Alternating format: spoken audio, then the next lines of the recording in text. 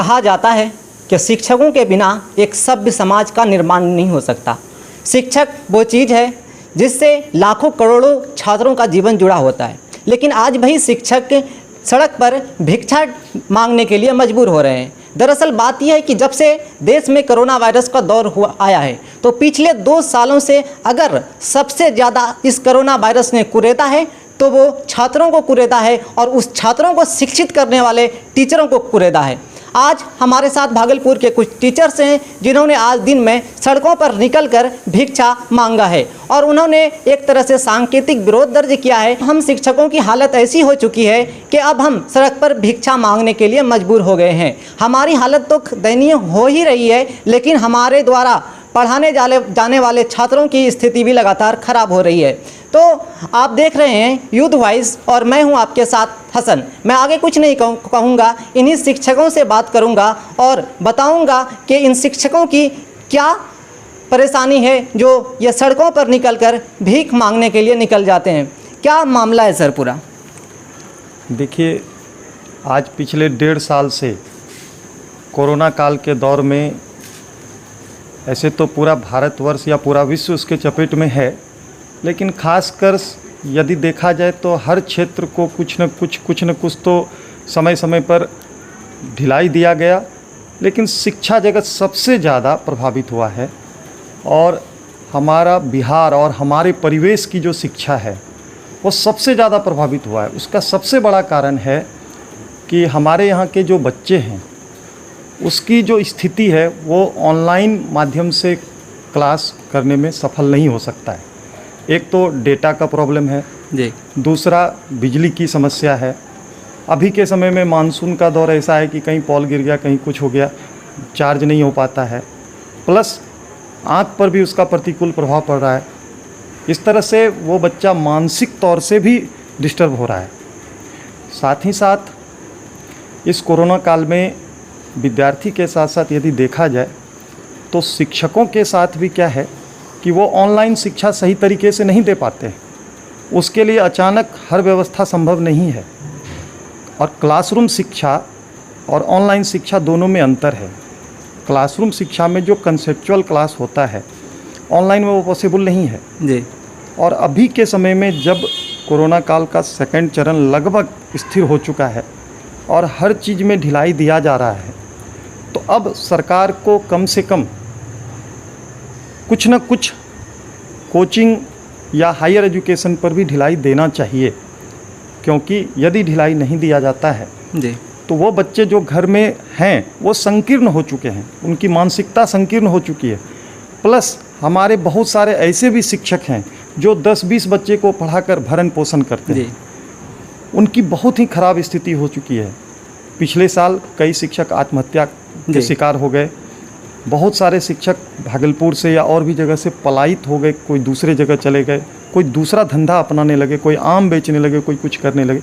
आखिर में क्या शिक्षा में इतना ज़्यादा दबाव बना करके यदि कंट्रोल किया जाए तो हमारे मुताबिक क्या इससे कोरोना कंट्रोल हो जाएगा? और वो भी जो बड़े बच्चे हैं जिसमें समझदारी है, शिक्षक में भी समझदारी है, बच्चे में भी समझदारी है, वह सोशल डिस्टेंसिंग फॉलो करने की क्षमता रखता है, मास्क, सैनिटाइजर, यानी हर कंडीशन को फुलफ़िल कर सकता है। तो यदि सरकार चाहे तो कम से कम हम लोगों को भी कोरोना गाइडलाइन को फॉलो करवाते हुए कोचिंग खोलने के लिए परमिशन देना चाहिए।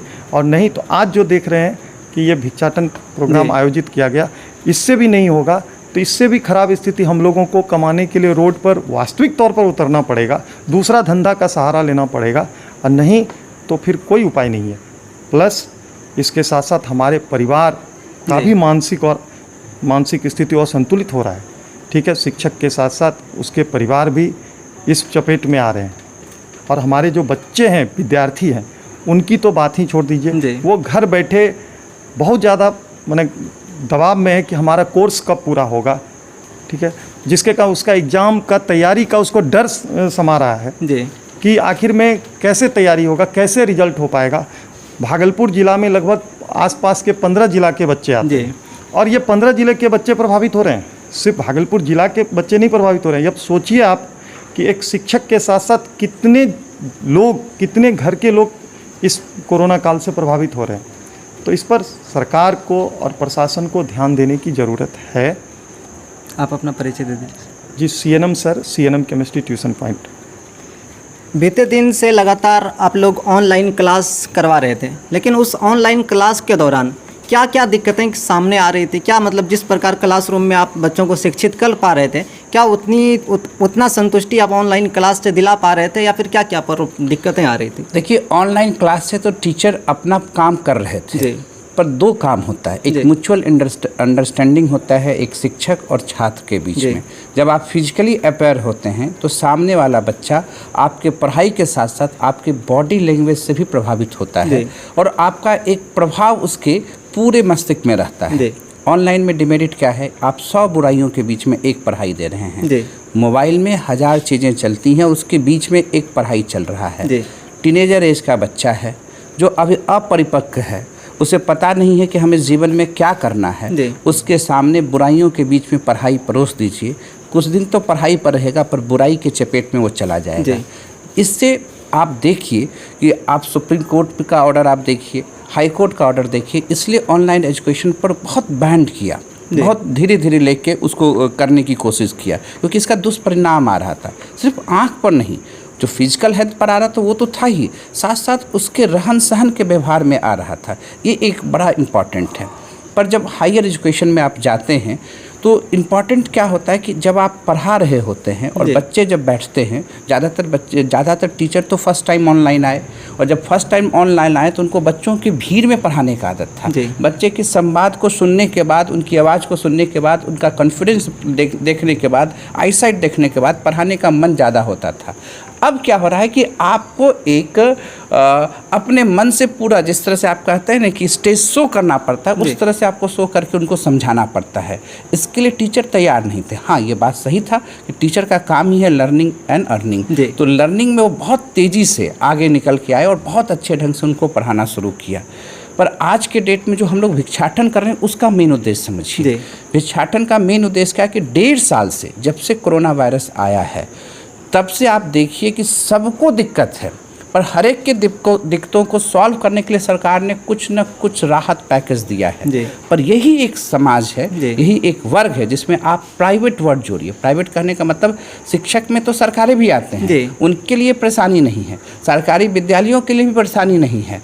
तो जो प्राइवेट है, जो सही मायने में भारत के सपना को, आत्मनिर्भर सपने को सरकार करता है, भारत के डिजिटल सपने को सरकार करता है, वही आज परेशान है। वो इसलिए परेशान है क्योंकि इसके पास कोई राहत पैकेज नहीं है। इसकी जो आमदनी थी वो आमदनी 1.5 साल में शून्य के बराबर है, क्योंकि ये तो अपना काम कर रहा है, अपना धर्म निभा रहा है कि बच्चों को पढ़ा रहा है।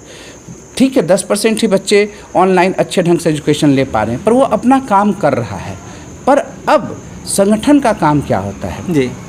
संगठन का काम यह होता है कि जिस पहलू पर, जिस पर सरकार की नज़र नहीं जा पाती है, संगठन उसको संरक्षित करके सरकार तक अपनी बात को पहुंचाता है। भिक्षाटन सांकेतिक रूप में टीचरों की दुर्दशा, छात्र में विद्यार्थियों की दुर्दशा और भारत का भविष्य, बिहार का भविष्य किस डायरेक्शन में जा रहा है, उसके लिए शिक्षक आज सड़क पर आए थे। सड़क पर आने से दो बातें हो रही हैं।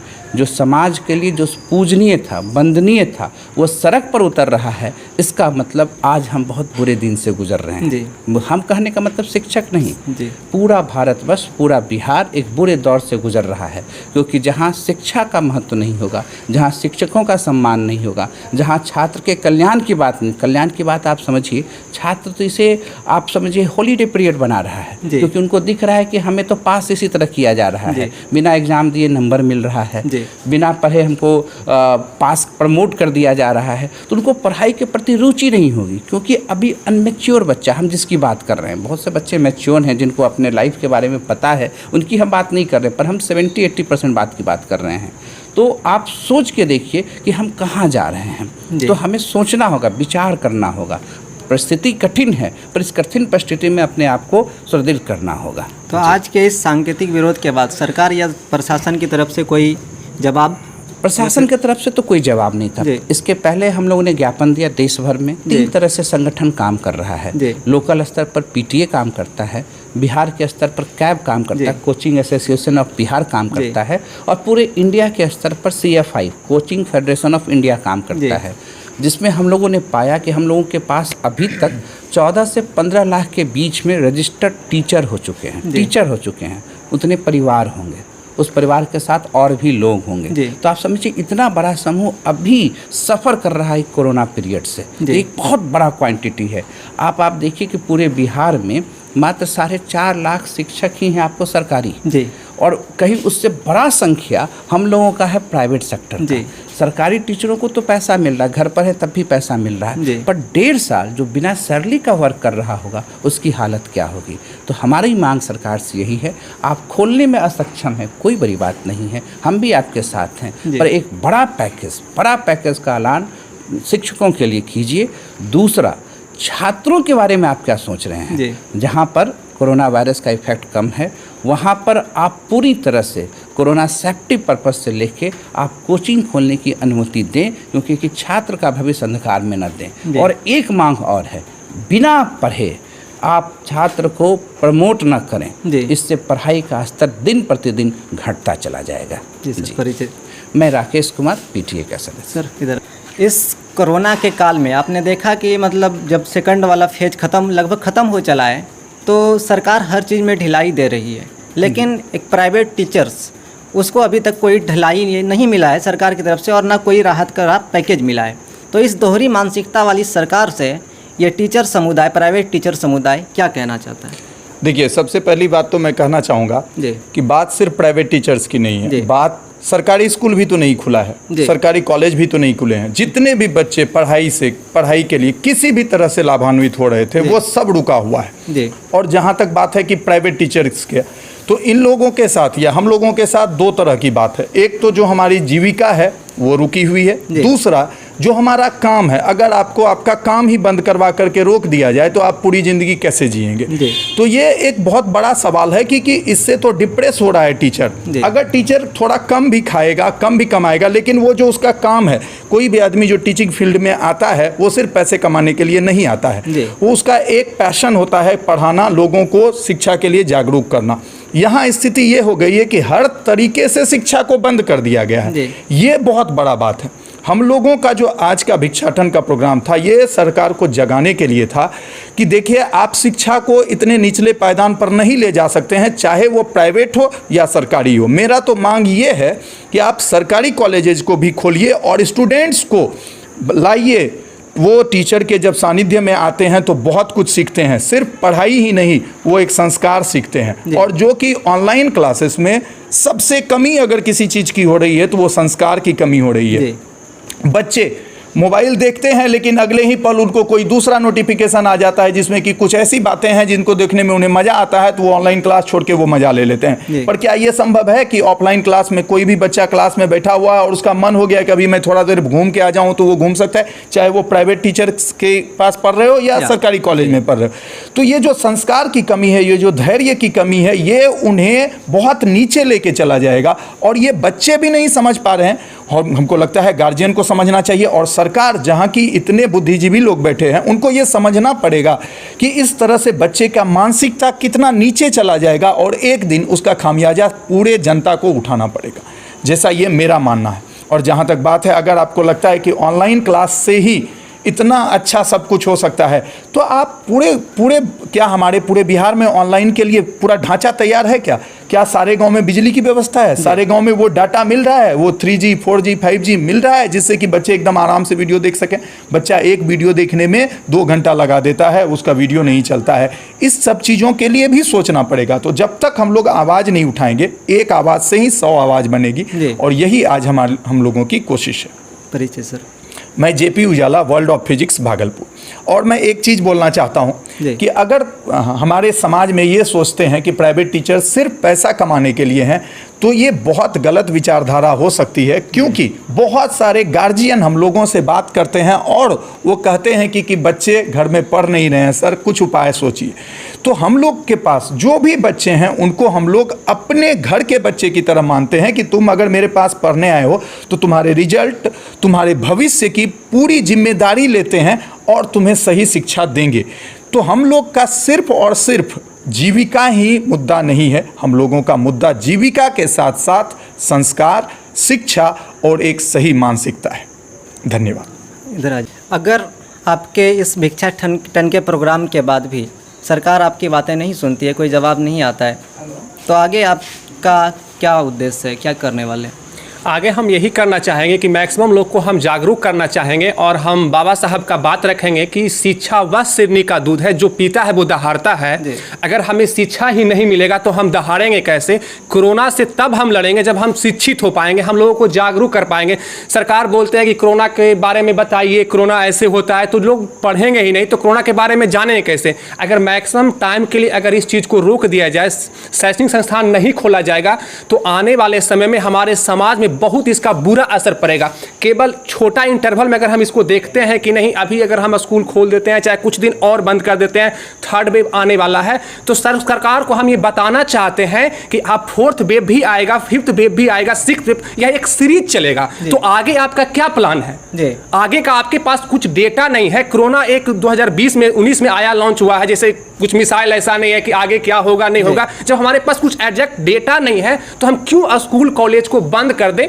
कुछ ऐसा नियम बनाए, बीच का एक रास्ता निकालें जिससे मैक्सिमम लोग का जो शिक्षा है वो भी नहीं इफेक्ट हो, कोरोना भी मैक्सिमम नहीं बढ़ जाए। कुछ बीच का रास्ता निकालना होगा। बीच का रास्ता तब हो सकता है कि मैक्सिमम लोग को आप वैक्सीनेट कीजिए, जो भी कीजिए, लेकिन इसको नजरअंदाज नहीं कीजिए। इसको साथ में आपको लेके चलना होगा। एक तरफा नहीं कि अगर हम स्कूल खोल देंगे तो कोरोना बढ़ जाएगा, इस चीज को कर देंगे, कुछ दिन और देख लेते हैं, इंतजार छोड़ दीजिए। अब वो समय आ गया है कि अब स्कूल कॉलेज को खोल देना चाहिए। मैक्सिमम टाइम के लिए अगर आप रोक देते हैं, स्कूल कॉलेज को खोलेंगे, तो अभी तो आपको लग सकता है कुछ फायदा हो सकते हैं सरकार को कि रेट दिखाना हो कि हमारे राज्य में कोरोना कम गए हैं, आप रेट दिखा सकते हैं, लेकिन ये भी आप देख लीजिएगा कि आपका साक्षरता घट गया है। जब आपसे बात करेगा कि नहीं अब आपके पास क्या है, तो आप जान बचा रहे हैं तो साक्षर भी कीजिए, नहीं तो चोरी चकारी उचक्का बहुत सारा चीज ऐसा बढ़ जाएंगे।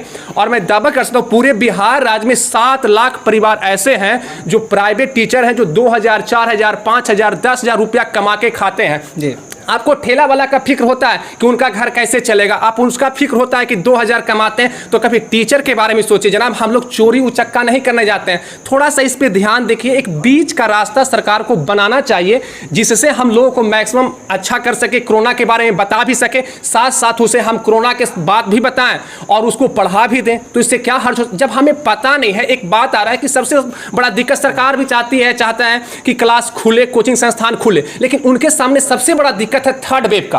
तो मैं एक बात रखना चाहता हूं कि थर्ड वेव के बारे में अभी हमारे पास कोई आइडिया नहीं है। हम दूसरे देश को देखते हैं कि वहां खुल गया, वहां बढ़ गया, कहीं कम गया, वहां ये हो गया, कभी ये वैक्सीन आ जाएगा, बच्चा का वैक्सीन आ जाएगा, तो कितना दिन रोकेंगे? पहले बोला गया कि 15 दिन के लिए लॉकडाउन कर दिया जाए, स्कूल कोचिंग संस्थान को बंद कर दिया। तब आपके दिमाग का आइडिया काम कर रहा था सरकार का कि नहीं, फिर बोले 15 दिन और बढ़ा दें, 15 दिन और बढ़ा। तो एक जनाब एक सीरीज है। मैं बात ये कर सकता हूं, ऐसा कभी ना हो मेरी बात गलत हो जाए कि कोरोना का फोर्थ वेव भी आए। मैं कहता हूं कोरोना का कोई वेव नहीं आएगा। अगर थर्ड वेव आएगा तो इसकी क्या गारंटी है कि फोर्थ वेव नहीं आए, फिफ्थ वेव नहीं आए, डॉट डॉट डॉट डॉट और भी एन वेव आ सकते हैं। तो इसके लिए हमें बचना चाहिए। अब वो समय आ गया है कि धीरे धीरे अनलॉक की प्रक्रिया स्टार्ट की जाए, जिसे सब कुछ में छूट दिया जा रहा है। वो मैक्सिमम लोग, ऐसे भी बिहार राज्य में सबसे बड़ा दिक्कत कैसे, पूरे देश में बेरोजगारी एक बहुत बड़ा मुद्दा है। तो 7 लाख परिवार टीचिंग समाज से प्राइवेट जो है वो जुड़े हुए हैं। अभी बात करते हैं कि 2000 वैकेंसी निकाल देंगे, हाँ जॉब है, 5000 जॉब है, तो हम लोग को तो एक रोजगार नहीं था, एक हम लोग अच्छा काम कर रहे थे।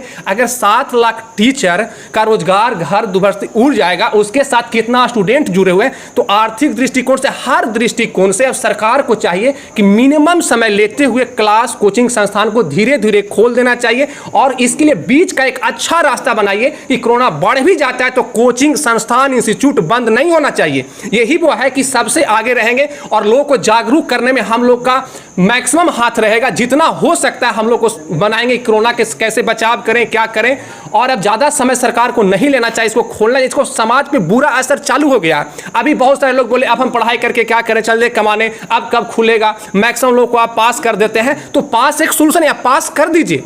मैं मानता हूं कि पढ़ाई नहीं हुआ है तो इसका जिम्मेदार आप लोग हैं, कुछ लोग, हम लोग क्या कर सकते हैं। हम लोग तो चाहते हैं किसी प्रकार बच्चा अपने दम पे पास कर, उसके पास एक पोटेंशियल हो कि नहीं हम पास किए हैं, तो एक सोल्यूशन होते हैं। अगर आपके पास 4th वेव आ जाएगा तो मैं सरकार से पूछना चाहता हूं कि आप क्या कीजिएगा। तो 5 साल भी लग सकते हैं, 6 साल भी लग सकते हैं। तो एक मिनिमम टाइम इंटरवल में आप कोचिंग संस्थान, स्कूल सभी को खोल देना चाहिए। नहीं तो जितने भी लोग हैं कुछ दिन वेट कर रहे हैं कि सरकार आप खोल देंगे, क्योंकि होता क्या है ना, हम लोग धैर्य इसलिए रखे हुए हैं कि सरकार हम लोग को 15 दिन का समय देते हैं। अगर हमें सरकार 3 महीना का समय देगा ना तो आंदोलन बहुत बढ़ जाएगा जी, और सरकार को संभाल पाना काफ़ी मुश्किल। तो हमें बोलते हैं कि 15 दिन, हमको लगता है अच्छा 15 दिन के बाद हम लोग कुछ आंदोलन करेंगे, 1 सप्ताह और, हमको लगता है अच्छा अब सरकार का हम बात और देख लेते हैं, फिर 1 सप्ताह का समय देता लगता है, इंतजार करते जाते हैं कि नहीं कुछ दिन बाद खुल जाएगा, कुछ दिन बाद खुल जाए, और ये कुछ दिन करके 1.5 साल बीत गया। अगर यही रवैया रहेगा तो हमारा जो भी शैक्षणिक कार्यक्रम है, इकोनॉमिकल कंडीशन देखा जाए, बिहार एक ऐसे भी गरीब है। तो किसी प्रकार हम लोग साक्षर कर रहे थे, मैक्सिमम बिहार के लोग बिजनेस नहीं कर सकते हैं, वो किसी प्रकार नौकरी चाकरी करते हैं, थोड़ा बहुत पढ़ लिख जाते हैं तो कोई ना कोई जॉब ले लेते हैं। अगर उसमें भी बाधा हो जाएगा तो यहाँ का जो अभी नीतीश कुमार साहब जो जिनकी भी सरकार है वो अभी कुछ कंट्रोल हुआ है, क्राइम दिन पर दिन वो बढ़ जाएगा। जिनका जिंदगी 1 साल 2 साल एज अगर जिनका बच रहा होगा, अगर वो उनका एज बर्बाद हो जाएगा इस कोरोना काल में इंतजार करते, वो क्या करेंगे? वो तो कुछ ना कुछ गलत कर सकते हैं, क्योंकि आपके पास कुछ है नहीं तो वो पढ़ेंगे लिखेंगे तो क्या कर सकते हैं, गलत काम कर सकते हैं। इसलिए सरकार से मेरा नम्र निवेदन है कि आप वेव का इंतजार न करें। हमारे पास उसका कोई एग्जैक्ट डेटा नहीं है तो एक वेव का बहाना देके कि 3rd वेव आ जाएगा। अगर 3rd वेव आ जाएगा, 4th वेव आएगा तो एक बीच का रास्ता निकालिए। हम लोग को कुछ पैकेज दे दीजिए, स्टूडेंट लोग को और भी जो करना है, जितना डिजिटल करना हो तो मिनिमम समय में आप उस पर फोकस कीजिए कि नहीं भाई 3rd वेव आ जाएगा, 4th वेव, एक बीच का सरकार को रास्ता निकालना चाहिए जिससे किसी भी प्रकार को, किसी भी व्यक्ति को भारत में प्रॉब्लम नहीं हो। मैं बार बार बोलना चाहूंगा कि बाबा साहब हमेशा कहते थे कि शिक्षा वह सिरनी का दूध है, जो पीता है वो दहाड़ता है। तो अब सिरनी का दूध का बात कर रहे थे बाबा साहब की, शिक्षा सिरनी का दूध है, तो कम से कम धीरे धीरे ही, कछुआ गति से ही, हम खरगोश की गति से नहीं कर रहे, कछुआ गति से ही, लेकिन धीरे धीरे अनलॉक की प्रक्रिया शैक्षणिक संस्थान में भी होना चाहिए। इस पे नहीं कि सरकार सूत गए हैं। हमेशा देखिएगा सरकार का एक स्टेटमेंट आता है कि हम बच्चे का स्वास्थ्य के बारे में बहुत फिक्र करते हैं। आप स्वास्थ्य के बारे में फिक्र करते हैं ना तो उनके थोड़ा सा पढ़ाई के बारे, अगर हम लोग अच्छे डॉक्टर नहीं बन पाएंगे, अच्छे नहीं, जो भी अगर कोरोना के बारे में कोई बता रहे हैं, कोई भी वैक्सीन ला रहे हैं तो पढ़े लिखे इंसान ही ला रहे हैं। और अभी से अगर आप रोक दीजिएगा, एक तो हम लोग आगे बढ़ रहे थे, इंक्रीज कर रहे थे, बिहार का साक्षरता बढ़ गया था, यहाँ क्राइम रुक गया था। रीजन क्या था? रीजन था कि लोग यहाँ साक्षर हो रहे थे, पहले के जो लोग थे और अब के लोग पढ़े लिखे हैं। अब कोई भी छोटा मोटा गलती हम लोग करना पसंद नहीं करते हैं, कहते हैं अभी छोटा सा चोरी क्यों करें, इतना तो हम पढ़ ले गए हैं, कमा लेंगे। तो अगर इस ढंग से बंद रह जाएगा तो लॉन्ग टाइम के लिए भी सरकार को सोचना होगा। लॉन्ग इंटरवल में ये काफी घातक होने वाला है, क्योंकि जितने सारे पढ़े लिखे लोग बेरोजगार हो जाएंगे और वो कुछ नहीं मिलेगा, और उनसे कितना सारे लोग जुड़े, 7 लाख टीचर हैं, 7 लाख टीचर में बात, उनका परिवार जुड़े हुए हैं, 7 लाख टीचर के साथ कितने परिवार के साथ कितना परिवार जुड़ा होता है, एक सीक्वेंस बन चुका है। और मैं सरकार से बार बार बोलना चाहूंगा कि मिनिमम कम समय लीजिए और कोई वेव का इंतजार अब नहीं होना चाहिए। अगर आप इंतजार करते हैं तो एक बीच का रास्ता आपको निकालना होगा। इस पे आप टीम गठित कीजिए, जो करना हो आप कम समय लेके। मैं एक बात मानता हूं, बड़ा बच्चा तो मोबाइल से देख लेता है, लेकिन एक छोटा बच्चा की मैं बात करना चाहता हूं, मुझे दुख उस समय होता है जब प्ले ग्रुप का 1 kg का 2 kg 1 क्लास का 2 क्लास का 3 क्लास का बच्चा, उसका हालत और खराब है, वो पढ़ना नहीं चाहता है। और एक कहावत है, बूढ़ सुगा पोस नहीं मानता है। जब सुगा को आप बूढ़ा बना दिया, पोस नहीं मानेगा। आप उसको चाहेंगे कि 4 साल बाद आपको हम सिखा देंगे, 1 साल बाद, 2 साल बाद, ये भी जब तक दवाई नहीं, सब कुछ आ रहा है धीरे धीरे इसको आपको बढ़ाना चाहिए, इस पर आपको फोर्स करना चाहिए। आप एक टीम गठित कीजिए, एक्सपर्ट का, ऑब्जर्वर सही होना चाहिए। इसमें क्या है ना, ऑब्जर्वर ही गलत रख पाते हैं कि शैक्षणिक संस्थान खुले नहीं। ऑब्जर्वर सही नहीं, जो उनके बारे में जानकारी नहीं है, शिक्षा क्या होता है इसको सबसे आप पीछे देखते हैं। पहले आप देखते हैं किसी प्रकार पेटो, इससे बहुत सारी चीजें, शिक्षा को आप प्राथमिकता दीजिए। आपको सब कुछ है, इसका प्राथमिकता, इसका प्रायोरिटी ऑर्डर आपको आगे में रखना चाहिए। इसको पीछे अगर आप रखिएगा ना तो काफी दिक्कत होगा। अभी आपको मैं मानता हूं कि स्कूल कॉलेज खुल जाए तो कुछ केस आ सकता है, कुछ केस आएगा, मैक्सिमम केस नहीं आ सकता है। तो कुछ के चलते बहुत को बर्बाद नहीं करना चाहिए। अगर कहीं पर सर का एक बाल अगर टूट रहा है तो उसको टूटे देख सकते हैं, लेकिन पूरा सर को माथा चुरवा लीजिए, पूरा अराजकता फैला दीजिए, एक समाज को खराब बना दीजिए, ये लॉन्ग टाइम में काफी घातक होने वाला। अभी आपको लग रहा होगा कितना बच्चा कोरोना काल में शिक्षा नहीं ले पा रहे हैं, उसका लॉन्ग टाइम में क्या होगा। बहुत सारे बच्चे अगर पढ़ाई छोड़ देंगे उनका जिंदगी बर्बाद हो जाएगा, उसका जवाबदेही कौन देगा। वो तो हमेशा बोले कोरोना एक महामारी आया था जिसमें हम अनपढ़ रह गए, हम पढ़ाई छोड़ दिए। कोरोना एक आया था, पहले सुनते थे गब्बर सिंह आया, स्कूल बंद कराया था, हमने पढ़ाई छोड़ दिया। अब बच्चा बोले कोरोना आया मैंने पढ़ाई छोड़ दिया, तो इसका जवाबदेही कौन लेगा।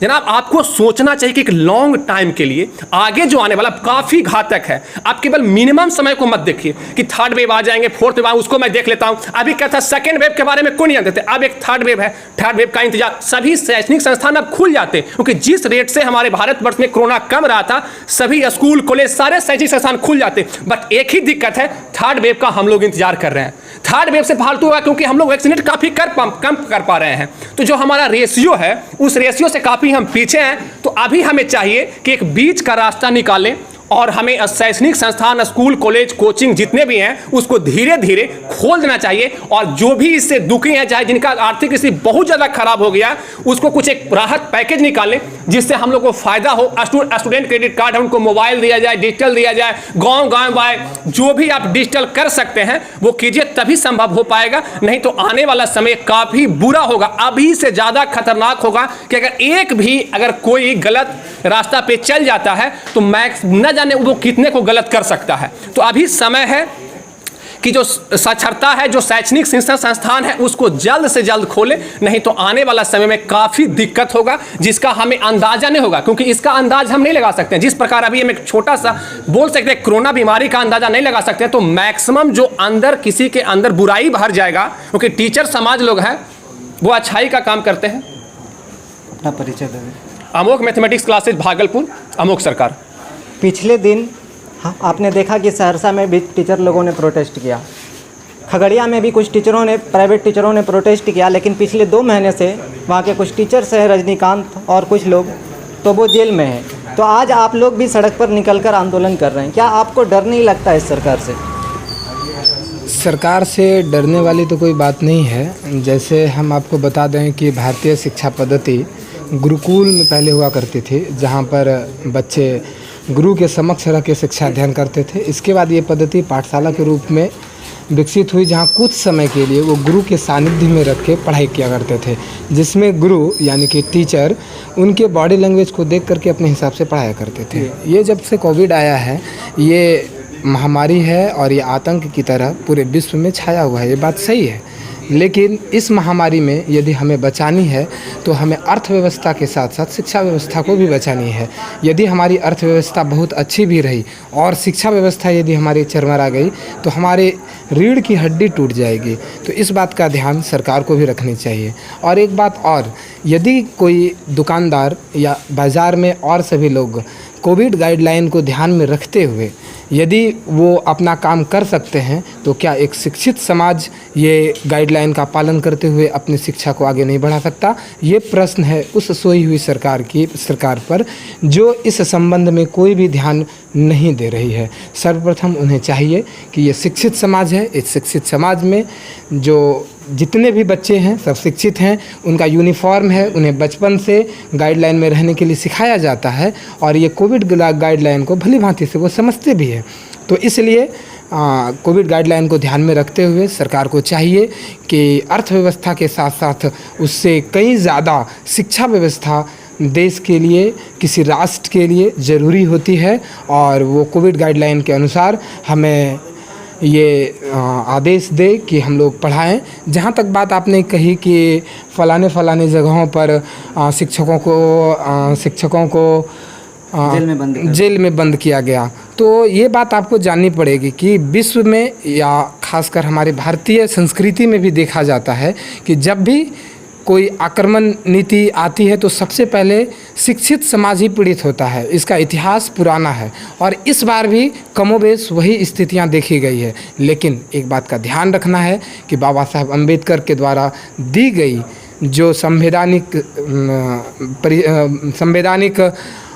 चीज़ें हैं उसका पालन करना है और इस संबंध में रिक्वेस्ट करनी है सरकार से कि हम लोग एक शिक्षित समाज हैं और हमारे बच्चे बचपन से गाइडलाइन को समझते हुए आ रहे हैं और वो गाइडलाइन के साथ अपने पढ़ाई को सुचारू रूप से संचालित करने में हमारा मदद करेंगे। और ये ऑनलाइन की पढ़ाई बिना बॉडी लैंग्वेज के कोई टीचर किन्हीं को अभी कम से कम पढ़ाने की परिस्थिति में नहीं है और वो जल्द से जल्द हम लोगों को आदेश दें। इसी संबंध में आज वृक्षारोपण कार्यक्रम रखा गया था कि आज स्टूडेंट के लिए खास करके शिक्षक समाज रोड पे उतर आया है और वो शिक्षा की भीख मांग रहा है, जिससे कि हमारा राष्ट्र, हमारा समाज मजबूत हो, हमारी संस्कृति मजबूत बनी रहे। तमाम शिक्षकों से जब हमने बात की तो कुछ बातें हमारे सामने उभर कर आई। जिस ऑनलाइन टीचिंग क्लास का आप ज्ञान अलापते हैं, क्या आपके बिहार के सीमांचल के इलाके में उस ऑनलाइन क्लास की व्यवस्था है? क्या वहाँ पर जिस चीज़ का आप दावा करते हैं कि मैंने 24 घंटे बिजली दिए हैं, क्या सीमांचल इलाकों में आज आपका पोल भी दिखता है? क्या आप जिस ऑनलाइन क्लास का दावा करते हैं, क्या आप एक निम्न वर्गीय परिवार में आप ये जानते हैं कि वहाँ पर ऑनलाइन क्लास करने के लिए एंड्रॉयड सेट उपलब्ध है? इन टीचरों ने सवाल किया कि जब बियर बार खुल सकता है, जब सिनेमा हॉल खुल सकता है, जब मार्केट में भीड़ लग सकता है, आपके पंचायत चुनाव की घोषणा हो सकती है, तो समाज में शिक्षित होने के लिए, समाज को सभ्य बनाने के लिए आज जो एजुकेशन सिस्टम के तमाम संस्थान हैं, चाहे वो प्राइवेट संस्थान हो चाहे सरकारी संस्थान हो, वो क्यों नहीं खोले जा सकते हैं? तमाम सवाल जो आते रहेंगे तमाम लोगों से, वो तमाम सवाल हम अपने माध्यम से सरकार से पूछेंगे और उसका जवाब आपको देना पड़ेगा। धन्यवाद।